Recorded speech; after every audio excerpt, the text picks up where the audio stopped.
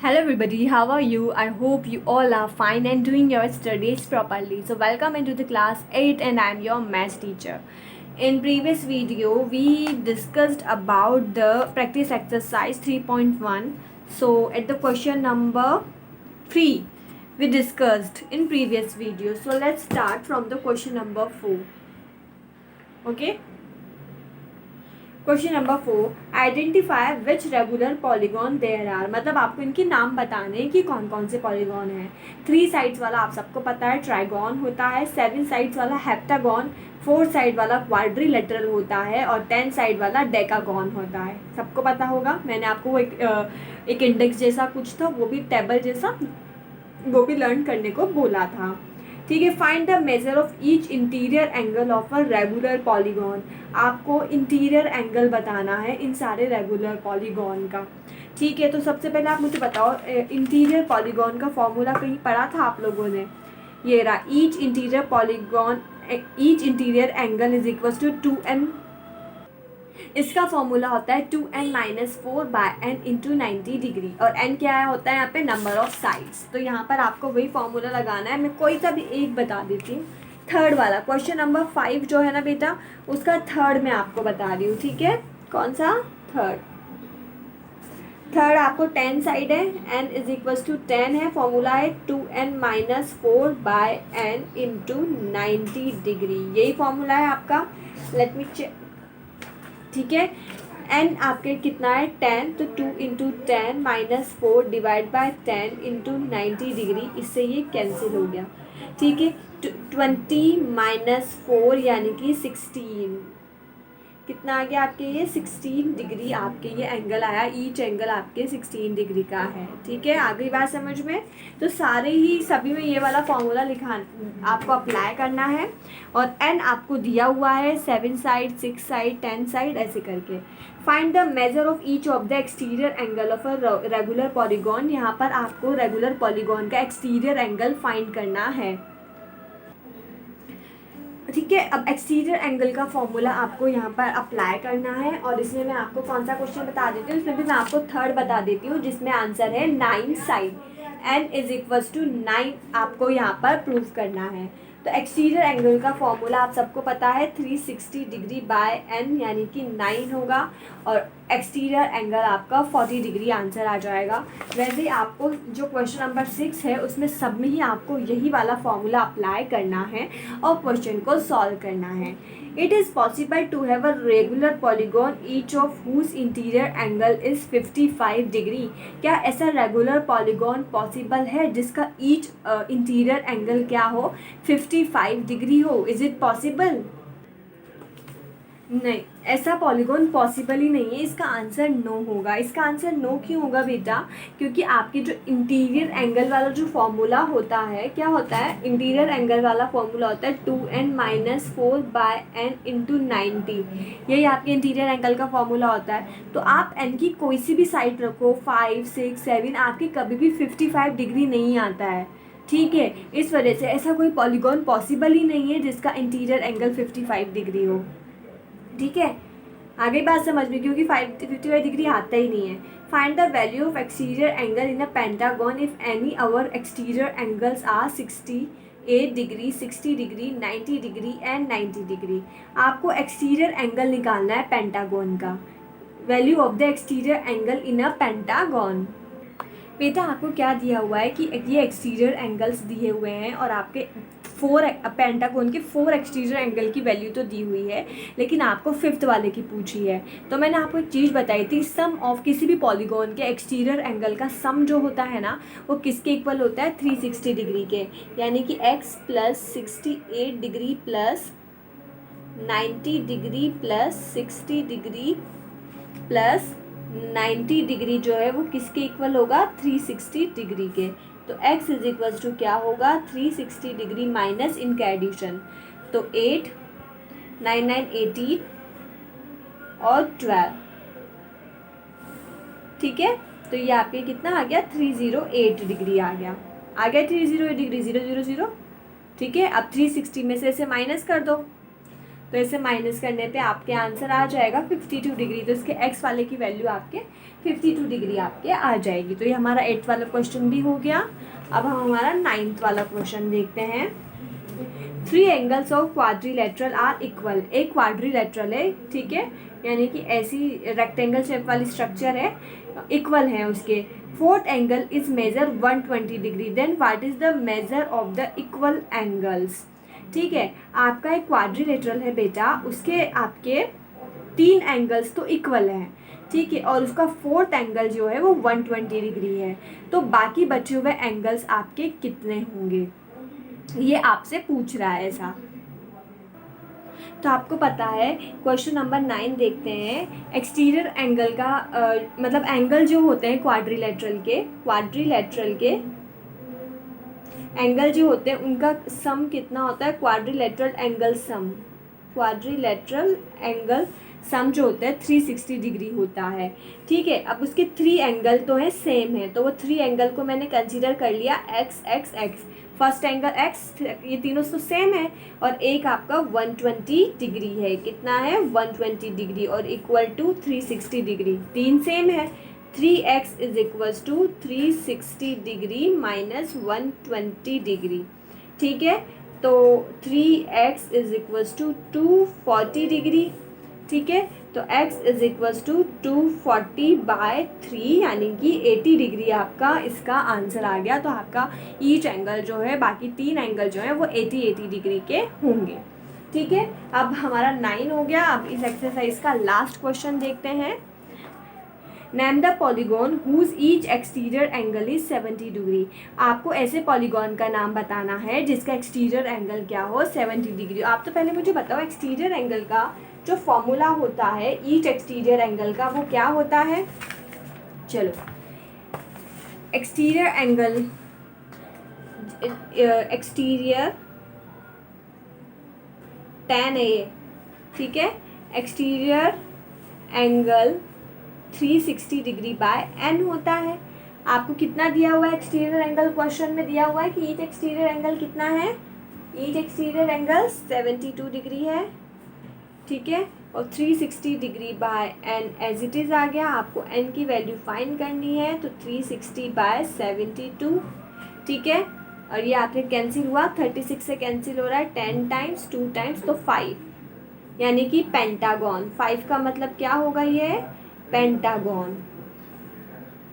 Polygon का नाम क्या हो गया बेटा, पेंटागन। आ गई बात समझ में। ठीक है, ये एक्सरसाइज हमारे यहीं पे कंप्लीट हो गई। अब हम ना कुछ डेफिनेशंस हैं और कुछ बातें हैं जो हमें पढ़नी है। ठीक है, तो हम इनको स्टडी करते हैं। अच्छा, क्वाड्रिलेटरल क्या होता है ये मैं आपको पहले भी बता चुकी हूँ, जिसमें कितनी साइड्स होती हैं, 4 साइड्स होती हैं क्वाड्रिलेटरल में। ठीक है, polygon which has the 4 side is called quadrilateral, ये तो आपको पता ही है। In the other words, a closed figure obtained joint 4 points such that any 3 of them are non collinear. ये आपके क्वाड्रिलेटरल की डेफिनेशन है जो आपको लर्न करनी है। ठीक है, ये क्लोज फिगर होता है जिसमें 4 पॉइंट जो होते हैं एक दूसरे को जोड़ते हैं, जॉइंट करते हैं। ठीक है, उनमें से 3 जो होते हैं वो नॉन कोलिनियर होते हैं, उसे ही अपन क्वाड्रिलेटरल बोलते हैं। ठीक है, अब क्वाड्रिलेटरल आपको पता है इसकी स्ट्रक्चर कैसी होती है, इसमें कितने एंगल होते हैं, AB BC CD AD, ये इसकी आर्म्स होती हैं, और 4 एंगल होते हैं, angle A, angle B, angle C और एंगल D, इसके एंगल होते हैं। और कितने डायगोनल होते हैं, AC और BD 2 डायगोनल्स होते हैं। तो क्वाड्रिलेटरल में 4 तो साइड्स होती हैं, 4 एंगल होते हैं और 2 डायगोनल होते हैं, वही यहाँ पर लिखा हुआ है। ठीक है, अब देखते हैं प्रॉपर्टी क्या क्या है क्वाड्रिलेटरल की। मैं बता दूंगी जो जो आपको याद करना है, आप यहाँ पे शॉर्ट में लिख लो, इतना बड़ा पढ़ने की जरूरत नहीं। 4 साइड्स, 4 एंगल और 2 डायगोनल इसमें होते हैं, 1 डायगोनल 2 डायगोनल। ठीक है, उसके बाद हम देखते हैं properties of quadrilateral. 2 sides of quadrilateral with a common end point are called adjacent side in the figure। अच्छा, adjacent side किसे कहते हैं, adjacent का मतलब मैंने बताया था पड़ोसी, आसपास वाली, क्या होती है, आसपास वाली। ठीक है, तो 2 sides which have a common end point, ये दो साइड्स हैं जिनका एक कॉमन एंड पॉइंट है। तो वो जो कॉमन एंड पॉइंट वाली यानी जो पास पास वाली साइड्स होती हैं वो एडजेसेंट साइड्स होती हैं। जैसे ए बी और ए डी एडजेसेंट साइड्स हैं, ए बी और बी सी एडजेसेंट साइड्स हैं, सी डी और सी बी एडजेसेंट साइड हैं। तो ऐसे बहुत सारी एडजेसेंट साइड होती हैं जिनका कोई एक एंड जो होता है वो कॉमन होता है, जो एक दूसरे के पास पास होती हैं। इसमें दिया हुआ है यही आपके एडजेसेंट साइड है। Two sides of quadrilateral which do not have a common end point they are its opposite side. Opposite sides कौन सी होती हैं? ये जिनका कॉमन एंड पॉइंट नहीं होता, जिनका कोई भी एंड पॉइंट कॉमन नहीं होता। जैसे ए सी और सी डी बी सी एक दूसरे की अपोजिट साइड है और ए बी और डी सी एक दूसरे की अपोजिट साइड है, क्योंकि इनका कोई भी कॉमन एंड पॉइंट नहीं है। ठीक है, angle of quadrilateral have a common arm are called adjacent angle. ठीक है, एडजेसेंट एंगल कौन से होते हैं? जैसे ए जिनकी कॉमन आर्म, जैसे ए और बी एडजेसेंट एंगल है, पास पास वाला एंगल। बी और डी एडजेसेंट है, एडजेसेंट का मतलब ही पड़ोसी होता है। सी और डी एडजेसेंट है, जो पास वाले एंगल्स होते हैं वो आपके होते हैं कॉमन एंगल्स, एडजेसेंट एंगल्स। ठीक है, कुछ पेयर्स भी दिए हैं। अपोजिट एंगल, जैसे ए और सी एक दूसरे के अपोजिट एंगल हैं, बी और डी एक दूसरे के अपोजिट एंगल हैं, यानी दो डायगोनल वाले एंगल जो होते हैं वो अपोजिट एंगल होते हैं। ठीक है, और एक और बात, जो क्वाड्रिलेटरल होता है उसके सारे एंगल्स का सम 360 डिग्री होता है। इन चारों एंगल का सम कितना होता है? 360 डिग्री।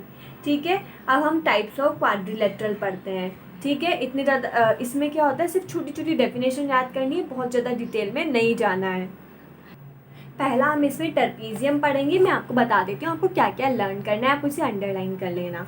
ठीक है, a quadrilateral in which one pair of opposite side is parallel but the other pair of opposite side is not parallel is called trapezium. बस आपको यहाँ तक याद करना है।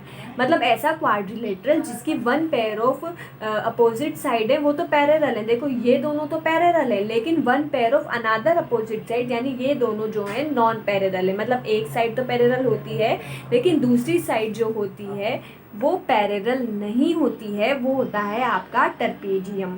ठीक है, ठीक है। अब इस ट्रेपीजियम में क्या होता है, इस केस में क्या होता है, ये वाला और ये वाला एंगल इक्वल होता है, ए और बी और सी और डी वाला एंगल जो होता है वो इक्वल होता है। ठीक है, ये आपका बात आ गई आपको समझ में। इस वाले यहाँ पर डेफिनेशन भी दी हुई है